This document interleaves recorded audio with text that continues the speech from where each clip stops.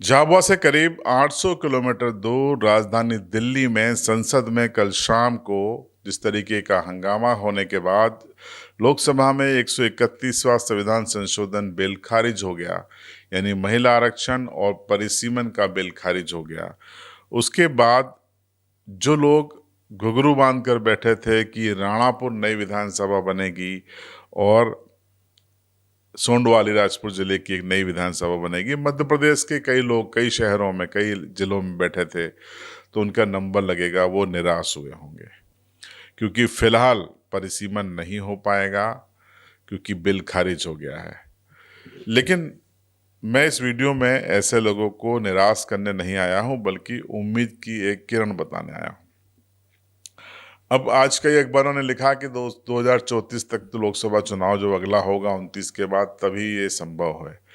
लेकिन मैं आपसे फिर कह रहा हूं, मोदी शाह की जोड़ी जिद्दी है। मोदी शाह 29 के पहले ही ये परिसीमन लागू करने की कोशिश करेंगे। अब कैसे करेंगे वो भी मैं आपको बता देता हूं। दरअसल अभी 2029 का चुनाव होने में मोटा मोटा 25 महीने का वक्त है और इसको डिक्लेयर होने में करीब करीब 23 महीने का वक्त है। जनगणना शुरू हो चुकी है 2026-27। अब मान लीजिए आप एक साल में जनगणना के नतीजे आते हैं, 15 महीने में दे देते हैं। 15 महीने में जनगणना के नतीजे आ गए। विपक्ष ने कल यही कहा है लोकसभा में कि आप जनगणना कराइए, जातिगत जनगणना कराइए, उसके बाद आप आरक्षण दीजिए, हम आपके साथ हैं। उसके बाद आप परिसीमन कीजिए, हम आपके साथ हैं।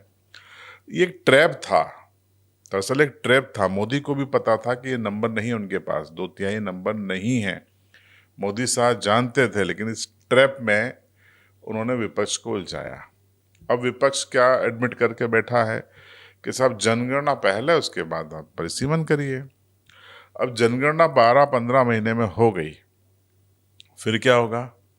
मान लीजिए 2027 में जाकर दिवाली तक जनगणना हो जाती है, तब भी 28 बचा है पूरा, और 28 के बाद 29 में भी 4 महीने बचे हैं। उसके बाद एक साल में परिसीमन करवा लिया गया तत्काल। तब आप क्या करोगे? तो अब विपक्ष वहां पर तो विरोध कर नहीं पाएगा क्योंकि वो पहले एडमिट कर चुका है कि आप जनगणना कराइए, हम तैयार हैं। तो जनगणना शुरू हो चुकी है। एक साल में, 1.25 साल में जनगणना समाप्त हो जाएगी। उसके एक साल में यकीन मानिए परिसीमन का काम भी पूरा हो जाएगा। ऐसे में लोकसभा की संख्या, विधानसभा की संख्या बढ़ने की संभावनाएं बनी हुई हैं। हो ही जाएगा, मैं ऐसा नहीं कह रहा हूं, लेकिन पूरी संभावनाएं बनी हुई हैं कि 2029 के पहले विधानसभा लोकसभा का परिसीमन होगा, हो सकता है और होता है। तो एमपी के जो चुनाव हैं वो 2028 में नवंबर-दिसंबर में होते हैं।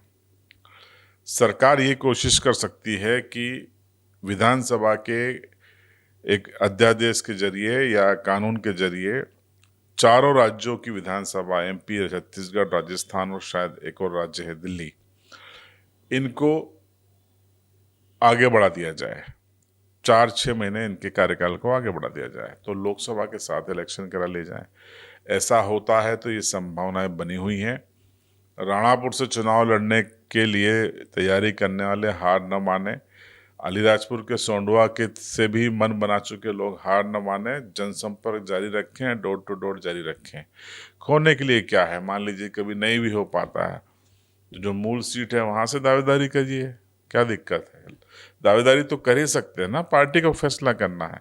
और ज़्यादा अच्छी आपकी डोर टू डोर कैंपेनिंग होगी तो फिर निर्दलीय लड़िए और जीतिए। तो विश्लेषण मैंने आपको बता दिया। आपकी राय कमेंट में जरूर बताइए। निराश मत होइए, संभावनाएं बनी हुई हैं। 100% नहीं कह सकता, लेकिन 50% गारंटी है कि विधानसभा नहीं बन सकती हैं। आपकी राय कमेंट में जरूर बताइए।